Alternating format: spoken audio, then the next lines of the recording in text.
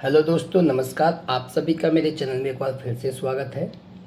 आज मैं फिर से एक वीडियो लेकर आया हूं जिसमें मैंने 50 क्वेश्चन कवर किए हैं जो कि हर बार एग्ज़ाम में आते हैं। तो बने रहिए आप NISM mutual fund distributor exam के इस मॉक टेस्ट वीडियो में। ज़्यादा समय ना गवाते हुए क्वेश्चंस की तरफ चलते हैं। उससे पहले अगर आपने अभी तक चैनल सब्सक्राइब नहीं किया है तो चैनल को सब्सक्राइब कर लीजिएगा। पहला क्वेश्चन है, mutual fund is made up of. Mutual fund कैसे बनता है? Pool of trustees fund, pool of institutional investors, pool of investment managers, pool of investment money. जब कोई फंड मैनेजर म्यूचुअल फंड को तैयार करता है, कोई नाम तैयार करता है, तो उसका एक ही मोटिव रहता है कि इसमें इन्वेस्टमेंट कितना रखना है। वो एक इन्वेस्टमेंट सोचता है, फिर एक स्कीम तैयार करता है सेक्टर वाइज और स्टॉक वाइज। वो एक म्यूचुअल फंड की स्कीम तैयार करता है। तो उसके बाद में जब उसमें इन्वेस्टमेंट आ जाता है तब वो म्यूचुअल फंड पूर्ण रूप से तैयार हो जाता है। इसका आंसर रहेगा D, pool of investment money. Next question, standard risk are. Standard risk कैसे होता है? अनकॉमन टू ऑल, सभी के लिए अलग अलग होता है। कॉमन टू ऑल, सभी के लिए एक जैसा होता है। Specific to a scheme, scheme के आधार पर होता है अलग अलग। सिस्टमेटिक या फिर सिस्टमेटिक होता है। तो standard risk common to all होता है। इसका आंसर है बी, सभी के लिए एक जैसा होता है। Next question, request for purchase can be made. Purchase करने के लिए रिक्वेस्ट कैसे डाली जा सकती है? इन यूनिट्स एंड अमाउंट, यूनिट्स और अमाउंट में, इन यूनिट्स ओनली, इन यूनिट्स और amounts, in amount only. Request जब हम डालते हैं तो हमें अमाउंट डालना होता है जिसके ब्याह पर हमें यूनिट्स मिल जाती हैं। इसका आंसर रहेगा D, in amount only. In case of online transactions, transaction time is applicable. जब हम कोई ट्रांजैक्शन करते हैं ऑनलाइन तो उसमें टाइम कौन सा दिखता है, कौन सा एप्लीकेबल होगा? Time shown in computer of investor, जो इन्वेस्टर के कंप्यूटर में टाइम शो होता है। टाइम एज पर वेब सर्वर, जो वेब सर्वर के आधार पर होता है। मिडनाइट, आधी रात्रि को, या नेक्स्ट डे मॉर्निंग, अगले दिन की सुबह को। तो टाइम जब हम कुछ ऑनलाइन ट्रांजैक्शन करते हैं तो जो वेब सर्वर पर होता है वो टाइम एप्लीकेबल होता है। आंसर है इसका बी, टाइम एज पर web server. Institutional distributors need to be. Institutional distributors को क्या आवश्यकता होती है? Registered with SEBI, registered with AMFI, listed on stock exchange, all of the above. Institutional distributors जो होते हैं उनको रजिस्टर्ड विद एम्फी होना कंपलसरी है। इसका आंसर है B. Next question, which is same as of OD. OD यानी कि offer document. SID, scheme information document. SID and SAI, scheme additional information. किन summary of SAI and SID। तो offer document के जैसा ही SID and SAI दोनों होते हैं। इसका आंसर है B, SID and SAI, scheme information document और scheme additional information. Investor with a long term investment horizon for growth are likely to invest in. एक इन्वेस्टर ग्रोथ करना चाहता है जिसमें वो लॉन्ग टर्म के लिए इन्वेस्टमेंट करना चाहता है, तो उसको किस में इन्वेस्टमेंट करना चाहिए? इक्विटी फंड, ST डेप्थ fund, income fund, liquid fund. उसको ST डेप्थ फंड में करना चाहिए जिसमें उसकी ग्रोथ अच्छी रहेगी लॉन्ग टर्म के पर्पज से। तो इसका आंसर है ST डेप्थ fund, B. Subsequent to NFO open ended funds are. NFO के बाद में ओपन फंड्स क्या होते हैं? Open for purchase by existing and new investor, open for purchase only for existing investor, available on stock market, none of the above. इसका answer है A, open for purchase by existing and new investor. NFO के बाद में open ended fund को कोई भी purchase कर सकता है, चाहे वो एग्जिस्टिंग हो या न्यू इन्वेस्टर हो। इसका आंसर रहेगा A. The insurance associated with new pension scheme are regulated by. New pension scheme के साथ में इंश्योरेंस किसके जरिए रेगुलेट किया जाता है? PFRDA plus IRDA, IRDA, PFRDA, none of the above. इसका आंसर है C, PFRDA, pension fund regulatory development authority. If investors invest through demat can AMC ask for KYC requirements. कोई इन्वेस्टर डीमेट अकाउंट के through invest करता है तो उसमें AMC उससे KYC मांग सकती है, ट्रू और फॉल्स। जब कोई डीमेट के थ्रू इन्वेस्टमेंट हो रहा है तो उसमें KYC मांगने का हक केवल ब्रोकर का है, ना कि AMC का। आंसर रहेगा false. According to the asset allocation rule, equity exposure should be equal to. Asset allocation rule के मुताबिक इक्विटी का एक्सपोजर कितने होना चाहिए या किसके बराबर होना चाहिए? एज के बराबर, जो आपकी एज है, 100 माइनस एज, 100 में से जो आपकी एज है उसको माइनस कर देते हैं, एज माइनस 100, जो आपकी एज है उसमें से 100 माइनस कर देते हैं, या 100%। तो इक्विटी एक्सपोजर जो होना चाहिए 100 माइनस एज, 100 में से आपकी एज घटा दी जाएगी, जो भी बचेगा वो आपका इक्विटी एक्सपोजर रहेगा। आंसर रहेगा इसका B. Who can not invest in mutual funds. कौन इसमें इन्वेस्ट नहीं कर सकता? कौन म्यूचुअल फंड में इन्वेस्ट नहीं कर सकता? Foreign companies, banks, insurance companies, NBFC। इसका आंसर है A, foreign companies mutual fund में इन्वेस्टमेंट नहीं कर सकती। आंसर है A. Mutual fund distributor in India are member of AMFI. Mutual fund distributor Bharat में एम्फी के मेंबर होते हैं, यस और नो, यानी ट्रू और फॉल्स। आंसर है इसका ट्रू। एम्फी के जरिए म्यूचुअल फंड डिस्ट्रीब्यूटर बनाए जाते हैं। किम हैज़ टू बी अपडेटेड। की इन्फॉर्मेशन मेमोरेंडम कब अपडेट होता है? ट्वाइस इन ए ईयर, साल में 2 बार, क्वार्टरली, तिमाही, वंस इन ए ईयर, साल में 1 बार, वंस इन 2 ईयर्स, 2 साल में 1 बार। तो की इन्फॉर्मेशन मेमोरेंडम साल में 2 बार अपडेट होता है, यानी कि छमाही। तो इसका आंसर है A. Mutual fund in India is regulated by SEBI, mutual fund act 1996। Mutual fund India में सेबी यानी कि जो म्यूचुअल फंड एक्ट है 1996 के जरिए रेगुलेट किया जाता है। ट्रू और फॉल्स? इसका आंसर है ट्रू। सेबी ही म्यूचुअल फंड को देखती है, जो कि म्यूचुअल फंड एक्ट बनाया गया है 1996 में। इसका आंसर है A, true. The first step of financial planning is. Financial planning करने के लिए पहला स्टेप क्या होना चाहिए? Evaluating the various alternatives, data gathering and goal settings, establishing the client planner relationships, plan review.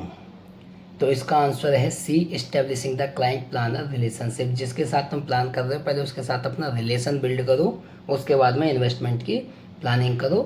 तो इसका first step of financial planning का establishing the client planner relationships. Answer रहेगा C. Which of the following is appointed by trustee.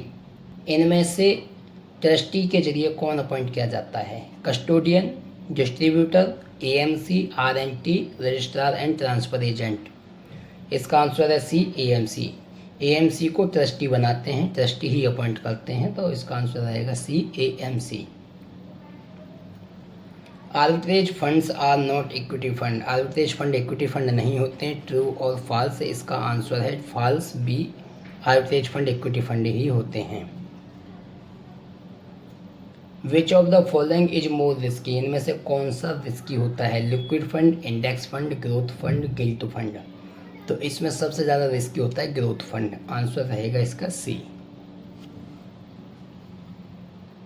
Which of the following not included in KIM key information memorandum?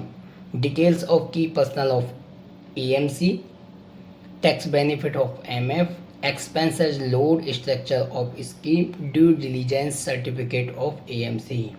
Kim key information memorandum के अंदर क्या चीज़ include नहीं होती? तो answer है इसका D, due diligence certificate of AMC। Material changes in KIM need to be updated. कोई भी की इन्फॉर्मेशन मेमोरेंडम मटेरियल चेंजेज होता है तो उसको कब अपडेट करना चाहिए? Once in a year, half yearly, whenever material change take place, once in 2 year. इसका आंसर है सी, जब भी कोई मटेरियल चेंज होता है तुरंत उसको अपडेट कर देना चाहिए। whenever material changes take place.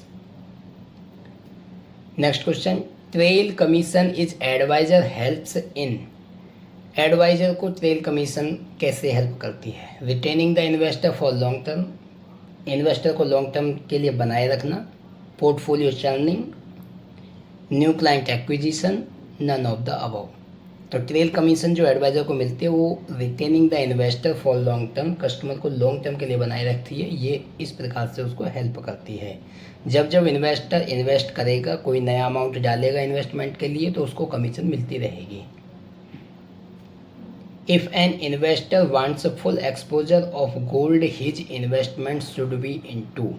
एक इन्वेस्टर फुल एक्सपोजर चाहता है गोल्ड का अपने इन्वेस्टमेंट में, तो उसको क्या करना चाहिए? गोल्ड ETF लेना चाहिए, फिजिकल गोल्ड लेना चाहिए, shares of gold mining companies, gold mining companies के शेयर्स लेने चाहिए, ऑल ऑफ द अबव। तो उसको फुल एक्सपोजर अगर गोल्ड का चाहिए तो उसको इनमें से कोई भी ले लेना चाहिए, ऑल ऑफ द अबव। इसका आंसर है D. If an investor 1 lakh in A depth fund after 365 days, it's value is 1,07,756, what is CAGR? Compound annually growth return. कोई इन्वेस्टर 1 लाख रुपये 365 दिन के लिए डेप्थ फंड में इन्वेस्ट करता है, उसके बाद में उसकी वैल्यू हो जाती है 1,07,756 रुपये, तो उसका CAGR compound annually gross return कितना है? 7.75%, 7.47%, 10% और 20% विद इंडेक्सेशन। इनसफिशेंट डाटा, कोई डाटा ही नहीं है। तो इसका 1,07,756 में से 1 लाख रुपये जब हम माइनस करेंगे यानी कि घटा देंगे तो हमारे पास बचेगा 7,756। 1 लाख का 7,756 बैठेगा, 7.75%। आंसर रहेगा ए।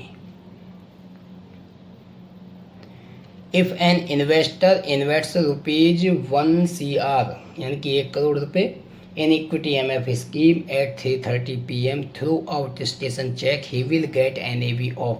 एक इन्वेस्टर 1 करोड़ रुपये इक्विटी MF स्कीम में 3:30 बजे लगाता है किसी दूसरे शहर के चेक देकर, तो उसको NAV कब की मिलेगी? Same day closing value same day की मिल जाएगी। वैन फंड्स गेट क्रेडिट, जब फंड क्रेडिट होगा तब की मिलेगी। प्रीवियस डे क्लोजिंग वैल्यू, पिछले दिन की क्लोजिंग वैल्यू मिलेगी। नेक्स्ट डे क्लोजिंग वैल्यू अगले दिन की मिलेगी। इसका आंसर है B, when funds get credited. जब फंड क्रेडिट हो जाएगा तो उसको NAV दे दी जाएगी। एग्जिट लोड, एग्जिट लोड क्या होता है? It's same for all schemes, सभी के लिए एक जैसा होता है। Is same for all AMCs, सभी AMCs के लिए एक जैसा होता है। Various from investor to investor, investor to investor vary करता है। Varies from scheme to scheme, scheme to scheme vary करता है। तो एग्जिट लोड आंसर है इसका D, varies from scheme to scheme. किस स्कीम पर कितना रखा गया है उस हिसाब से एग्जिट लोड लगता है। आंसर रहेगा D. Which fund is actively managed fund? इनमें से कौन सा फंड एक्टिवली मैनेज फंड है? Index fund, diversified equity fund, growth fund, B and C। जैसा कि आप सभी को पता है इंडेक्स फंड तो आपके क्लोज एंडेड फंड होते हैं जो कि पैसिव फंड में आते हैं। ये आपके एक मैच्योरिटी बेस्ड फंड होते हैं, इसमें लॉकिंग पीरियड मिलेगा आपको 3 साल, 4 साल, 5 साल का। Diversified equity fund, growth fund, ये आपके एक्टिव फंड होते हैं जो कि ओपन एंडेड फंड होते हैं। इसमें कभी भी आप एंट्री कर सकते हो, कभी भी आप रिडीम करके एग्जिट हो सकते हो। तो आंसर रहेगा इसका D, B and C, diversified equity fund and growth fund. Arrange in correct sequence, correct sequence में अरेंज करना है। रिस्क प्रोफाइल होती है पहले, फंड एलोकेशन होता है, पोर्टफोलियो कंस्ट्रक्शन होता है, या फिर risk profile, portfolio construction, fund allocation, या फिर portfolio construction, risk profile, fund allocation. None of the above, इनमें से कोई नहीं। तो इसमें करेक्ट आंसर रहेगा बी। रिस्क प्रोफाइल होती है पहले, फिर पोर्टफोलियो कंस्ट्रक्शन किया जाता है, फिर फंड एलोकेशन यानी कि इन्वेस्टमेंट के लिए फंड डाल दिया जाता है। आंसर रहेगा इसका B. Minimum contribution of a sponsor in an AMC should be. एक एएमसी में स्पॉन्सर के कंट्रीब्यूशन की मिनिमम कितना होना चाहिए? 50%, 60%, 40%, 25%। इसका आंसर है सी 40%। 40% उसका मिनिमम कंट्रीब्यूशन होना चाहिए किसी भी एएमसी में स्पॉन्सर बनने के लिए। PAN card is not required in case of. PAN card किस केस में रिक्वायर्ड नहीं होता? एनआरआई केस में, minor and senior citizen, corporate institution and trust, none of the above. इसका आंसर है D, none of the above. PAN card हर किसी में रिक्वायर्ड होता है। बाकी ये जो 3 ऑप्शन दिए हुए इनमें रिक्वायर्ड है। इसमें पूछा गया pan card is not required, तो इनमें से 3 ऑप्शन जो हैं इनमें ऐसा कुछ नहीं है कि जिसमें पैन कार्ड नहीं चाहिए। आंसर रहेगा D, none of the above. Calculate the sales price of a unit when NAV is 15 and exit load 1%। Sale price calculate करना है एक यूनिट में जिसकी एनएवी है 15 रुपये की और एग्जिट लोड है 1%। तो 15 रुपये का 1% निकालेंगे तो 1.5 रुपीज़। तो इसका 1.5 रुपीज़ 15 रुपये में से जब माइनस कर देंगे तो आंसर आएगा 14.85। आंसर रहेगा बी, 14 रुपये 85 पैसे। Dividend in the hands of investors are taxable at the rate of. जो इन्वेस्टर्स को डिविडेंड मिलता है वो किस रेट पर टैक्सेबल होता है? 10%, 15%, tax free, as per tax slab. Answer रहेगा इसका D, as per tax slab. जो भी इन्वेस्टर का टैक्स स्लैब है उसके आधार पर उसका इनकम में काउंट होगा डिविडेंड और उस पर उतना ही टैक्स लगेगा। No of earning member in a family increases risk appetite. एक फैमिली में कोई भी कमाने वाला नहीं है तो रिस्क कैसा रहेगा? इंक्रीजेज बढ़ेगा, डिक्रीजेज घटेगा, स्टे कांस्टेंट जैसा है वैसा रहेगा, नन ऑफ द अबव। इसका आंसर है ए, इंक्रीजेज। जब कोई भी कमाने वाला नहीं होगा तो खर्चे भी तो चलाने हैं। खर्चे चलाने के लिए पैसा चाहिए, तो पैसा चाहिएगा तो रिस्क बढ़ेगा ही बढ़ेगा। तो आंसर रहेगा ए, increases. What is MIP, monthly income plan? Depth scheme, equity scheme, both of the above, none of the above. Answer है इसका ए, depth scheme. Depth scheme MIP होता है, मंथली इनकम प्लान होता है।